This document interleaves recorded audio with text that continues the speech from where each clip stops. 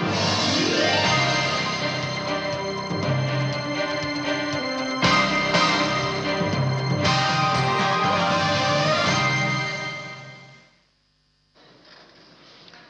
and welcome to a Newsroom series. I'm Ayotunde Balogun. Today our focus is on the southwest region, but first, here's our top stories.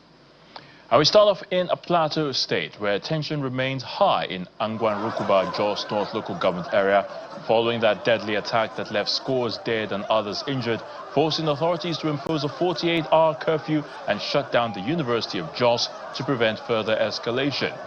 While the state governor is expected to visit the area, many locals say they need justice and protection. Security has been reinforced across flashpoints while authorities there urge calm and cooperation. Yet, as fear lingers and normal life remains disrupted, residents insist that only decisive action, not words, will restore confidence and lasting peace in Plateau State. Our correspondent Percy Dabang gives an update on the situation so far. Yesterday around 7, just after 7, around 7:30 p.m., people were living their normal living here in Angwan-Rukuba. Then some hoodlums, unknown gunmen, of course, they came and started shooting people randomly. They started shooting people. You know, this was a planned attack because people were trying, there is no how people will defend themselves. Because it took some minutes before the security men came in. Before then, so many people have been killed.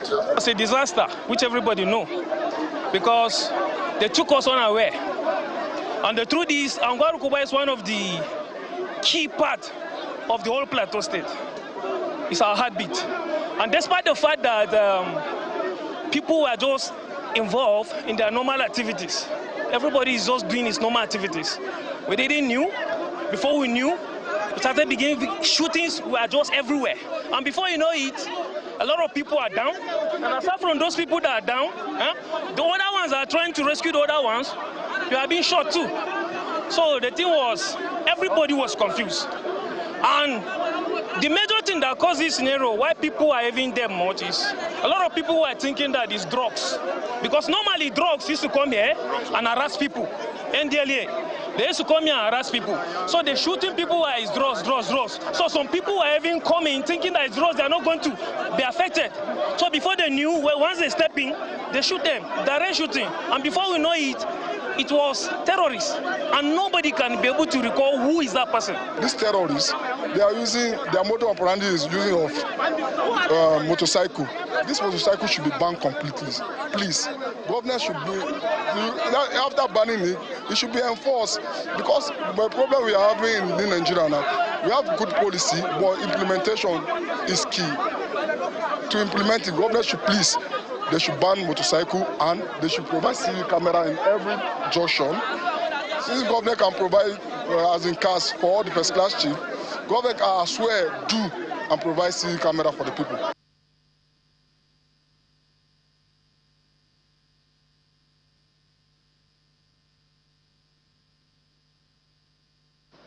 Our former Vice President Atiku Abubakar has raised an alarm over what he describes as efforts by anti-democratic elements to create confusion and slow the growing momentum of the African Democratic Congress, the ADC.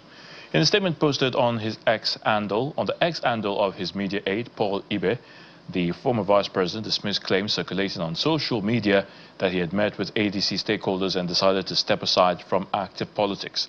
The former PDP presidential candidate described the reports as false and misleading, saying he had not held any recent meeting with ADC stakeholders at the national level. The statement reads in part, quote, "The Waziri Adamawa has not in recent times held any such meeting with ADC stakeholders at the national level. The only recent engagement he had was with stakeholders of the ADC in Adamawa State last Thursday," end quote. Mr. Abubakar explains that any decision as significant as exiting active politics would not be communicated through unofficial channels.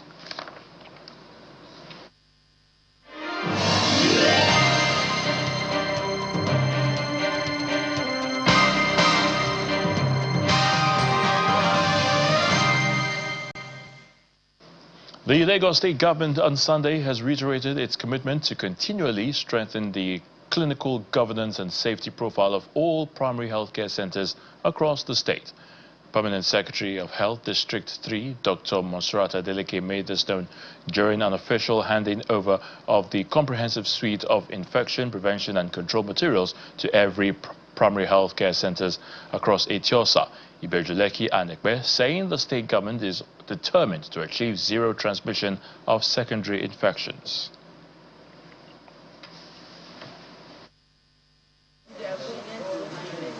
These are infection prevention and control materials used regularly within hospital premises.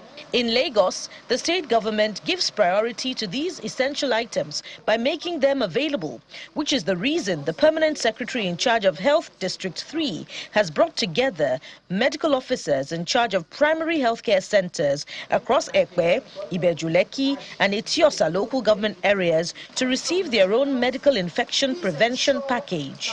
The state government says the initiative aims to standardize safety protocols within primary healthcare centers in Health District 3. What we want is that as we distribute these supplies, we want them, because these supplies are ranging from personal protective equipment to sterilization tools to modern waste management systems. Our mission is governed by a singular ambitious goal. What's this goal? Is that we want a zero transmission. We are providing these materials to ensure that all the PHCs in our district is a sanctuary of healing, where both the patients and the health workers feel safe and are fully protected by the highest standard of our infection control. By supplying all of this, we're pursuing 3 pillars of the Things Plus agenda. And what are these? It's about clinical excellence. Without wasting time, the items moved to the Oluremi Tinubu Primary Healthcare Center in Ikoyi, where others get to pick up their own package. So on behalf of District 3, we say a big thank you to Mr. Ono on this prevention item given to us. We say a big thank you to him because it will be benefits to the patients and to the health worker as well. Dr. Monserrat Adeleke and other medical officers believe the tools will help prevent infection between medical personnel and patients, and the distribution will be closely monitored. We do a quarterly monitoring and supervision exercise. The entire team here, they go out unannounced and to all the 3 LGAs to make sure that all the things that we train and retrain them on are adequately put to use, just to ensure that the quality of our service delivery remains top-notch. So basically you can see that the medical officers of health are here and the OICs, and we've charged them again that they must not keep them in the stores. They must ensure that there's adequate distribution to the 67 primary health centers in our districts. We have raised the bar. Everything we do is in tandem with global best practices. So this is one of the things. Infection prevention control is one of the stuff that we've said about clinical governance, about safety, to ensure that we're not only protecting the citizenry, we're protecting the health workers as well that are rendering all these services. The donation received is going to assist us in preventing, in controlling infection within the healthcare setting. Thereby, we can reduce secondary infection being acquired from hospital setting to the patients. These infection prevention and control materials will go a long way in protecting healthcare workers from occupational hazards and eliminate healthcare-associated infection at the community level. Stakeholders in the education sector have been urged to foster deeper collaboration to ensure the success of the Hope Edu program. The Executive Secretary, Universal Basic Education Commission, UBEC, Aisha Garba, made the call during an engagement and awareness meeting with UBEC and State Universal Basic Education Board, SUBEBs, supported by the World Bank and Global Partnership for Education in Lagos. She says this call for a unified approach is central to the federal government's strategy to significantly improve basic education outcomes across the country. Managers of Nigeria's education sector, including officials from UBEC, state education commissioners, and the World Bank, meet in Lagos. Speaking at a sensitization workshop, UBEC Executive Secretary Aisha Garba emphasized that stakeholder synergy is the only way to meet the program's ambitious goals. The Federal Ministry of Education and UBEC will channel these resources and technical support to you. The implementation happens at the grassroots, which means through you. You will lead needs assessments, community mobilization, working with parents, traditional leaders, school-based management committees. You will engage in sensitization, especially for out of school, as well as on-the-ground execution of all the activities. The high-level session is focused on accelerating the $552.18 million Hope Edu program, a transformative basic education initiative, especially the out-of-school children crisis. All the student chairmen have seen working assiduously to ensure that our states benefit from performance for results in the result area 1, the result area 2, and result area 3. I want to say that we are ready, committed to ensure the implementation of Hope Education in our respective states. A major priority is streamlining access to the funding provided by the World Bank and Global Partnership for Education. The roadmap includes the empowerment of 500,000 teachers and construction of 13,000 classrooms across the Federation. And the key take-homes from this meeting is that we really need to go back to states, various states, and coordinate the implementation of the program and ensure that we meet the deadlines that are specified in the meeting.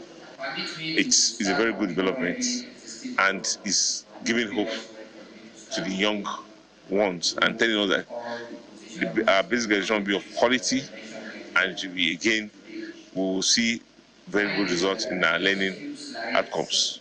The summit offers state leaders a chance to sync their strategies by ensuring that matching grants for classrooms and learning tools are used transparently, as the Hope Edu program seeks to build a more resilient foundation for every child. Thank you so much. Security matters now. Members of the Afenifere Renewal Group have raised concerns over the emerging security threats in the southwest, saying there is an urgent need for decisive action to address the situation. They made the call at a meeting convened by the Ogun State chapter of the group, held at the June 12 Cultural Center in Abeokuta, the Ogun State capital. Speakers at the occasion threw their weight behind the establishment of state police, calling on political leaders to build institutional, societal and ethical foundations necessary to navigate the challenges. This one-day meeting brings together members of the Afenifere Renewal Group from Southwest states as well as Kwara and Edo states. Attendees such as retired General Alani Akinriade, Nigerian football legend Segun Odegbami, and veteran filmmaker Tunde Kelani are here to lend their voices to the conversations on insecurity in the country.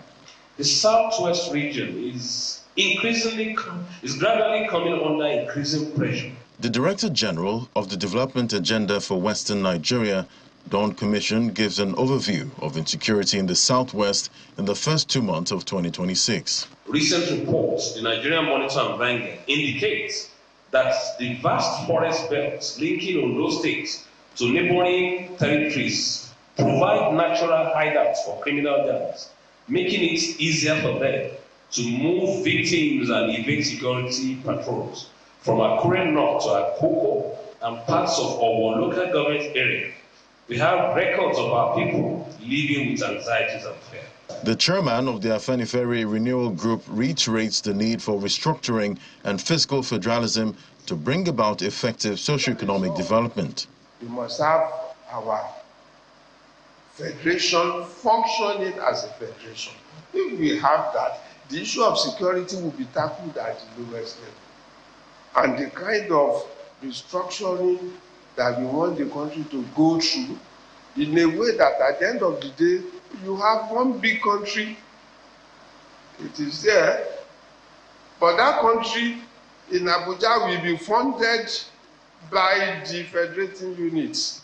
One of the panelists, retired Colonel Tony Niem, calls for the strengthening of the Amotekun security network to bolster the security architecture of the Southwest region.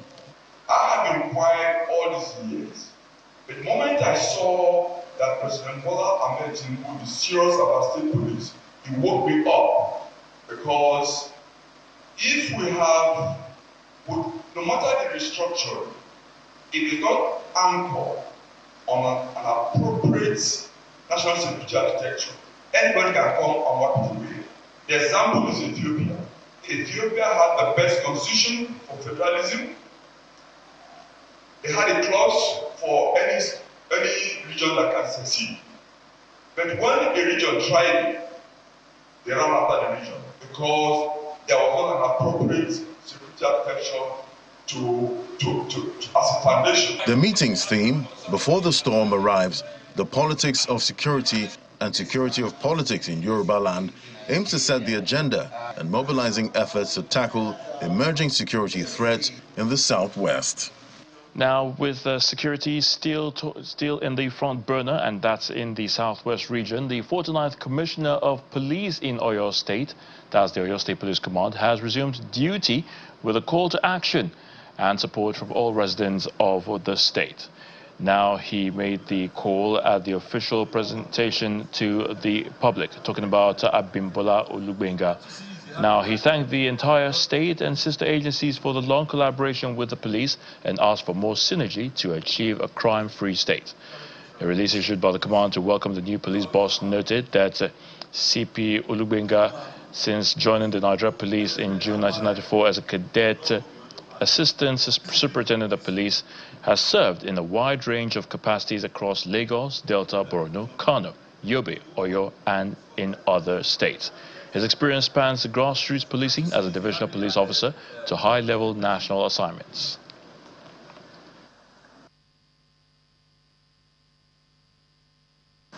As I assume this role, my vision for Oyo State Police Command is clear: to build a people-centered police force that is professional, accountable, and trusted by every resident, in alignment with the visionary leadership of our IG.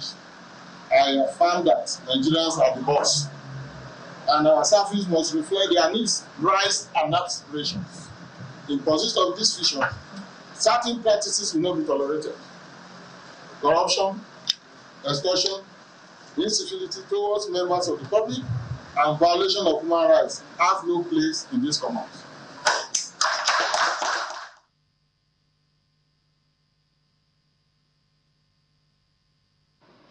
The National Executive Council of Senior Staff Association of Nigerian Universities, led by its national president, Mohammed Haruna Ibrahim, has threatened to commence an indefinite nationwide strike in 30 days if the federal government does not conclude renegotiation with non-teaching unions in public universities.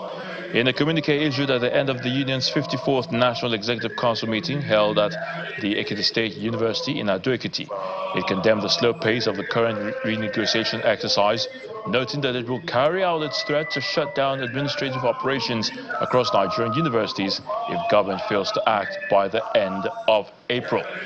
SANU equally expresses worry over delayed payments of salary in federal and some state universities and refusal to pay approved increments and other entitlements.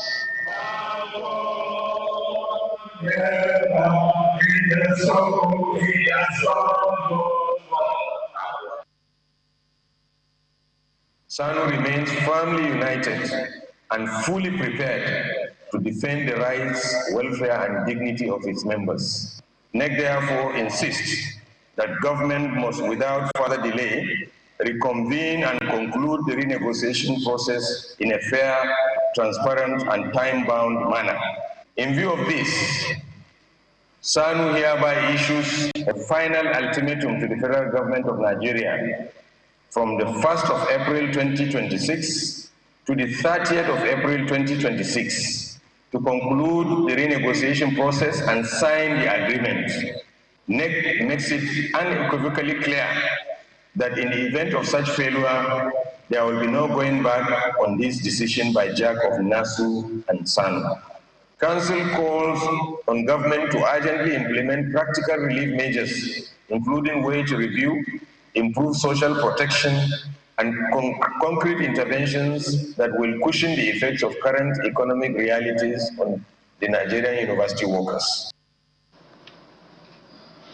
To politics now, women leaders of the All Progressives Congress in Ondo State are intensifying grassroots mobilization ahead of next year's presidential election, declaring their readiness to deliver massive support for President Bola Tinubu.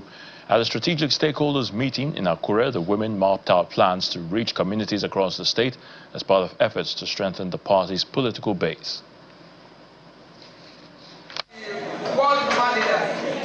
Women of the All Progressives Congress in Ondo State gather at their Akure headquarters, united by a shared political mission.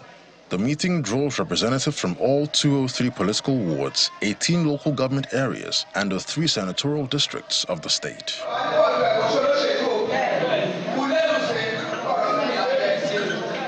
For these women, the gathering is more than routine. It is strategy to mobilize women across the grassroots to deliver 95% of the votes for President Bola Ahmed Tinubu in the 2027 presidential election. The mandate given to us is to ensure that 95% of Ondo State women vote for our dear president come 2027. He has done so much for us. We have gone all out and we are going out now. We are starting all over again. So Congress is over, we put that behind us. We are going on out again to talk to our women, to educate them on the activities of our president, what he has done, what he is doing, and what he continues to do for us in Ondo State.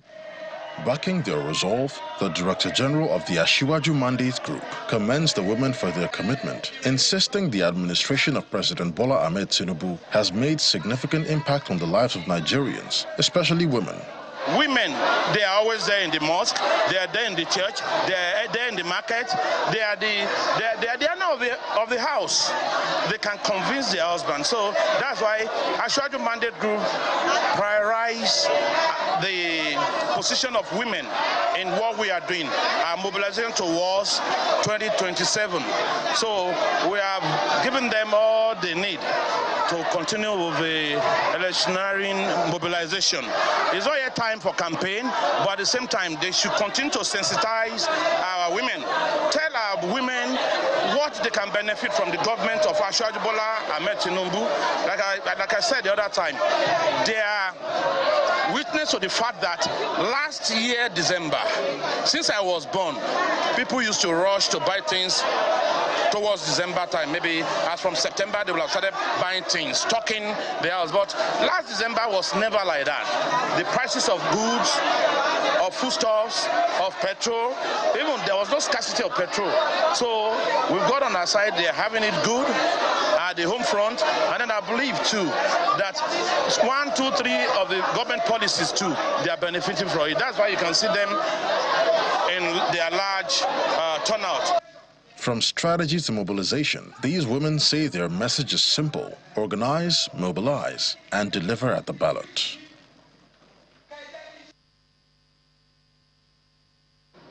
The Lagos State Governor Babajide Sanwo-Olu has distributed 20,000 food packs to residents of the state to celebrate President Bola Tinubu's 74th birthday. The governor, in an open letter to residents in the state, read during the distribution of the items, asked citizens to join him in celebrating the life and remarkable achievements of his administration, and the president especially. Some residents of Lagos, community leaders, women and youth converge on LTV Blue Roof Agidingbi Ikeja to receive food packs provided by the Lagos State Governor Babajide Sanwo-Olu to celebrate President Bola Tinubu's 74th birthday.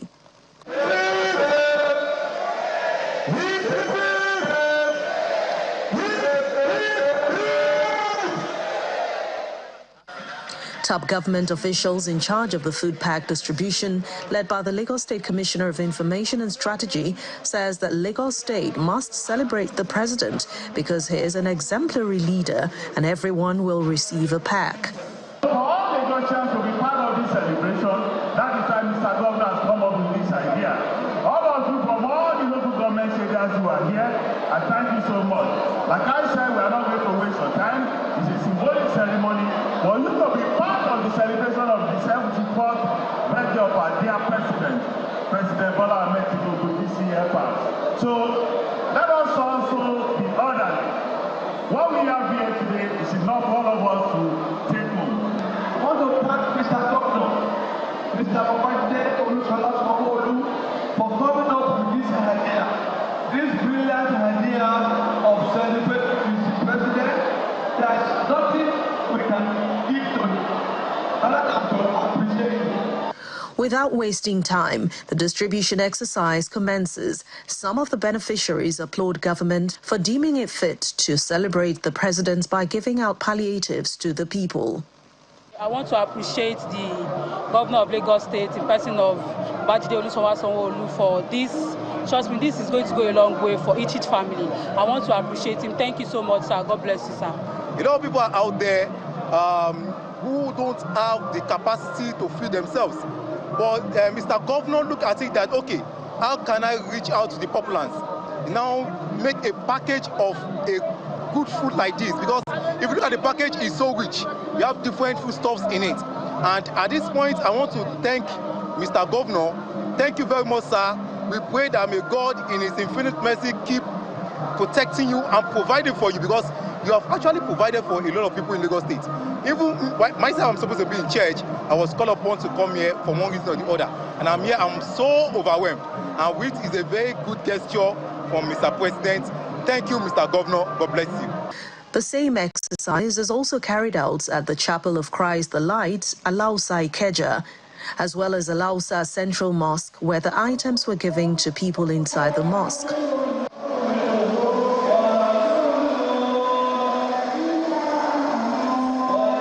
I join Nigeria to continue to support President Bola Ahmed Tinubu in all his reform agenda. You can see observable improvement in economy, in security, and I pleaded with the citizens that they will continue to pray for our leader, President Bola Ahmed Tinubu. I'm going to renew the same call and plead with Nigerians to continue to support him, pray for him, because he has good intention for the country. And we can see that some of the reforms that he introduced, we are seeing observable improvement, we have seen observable positive differences. I want to join and appeal to Nigeria to come to that patience and bear with him. Let's give the president the benefit of doubt. He's a man of his integrity. The food pack is coming in handy for some residents who do not have enough to feed their families at this difficult time. And they have also thrown their weight behind the Renewed Hope agenda come 2027.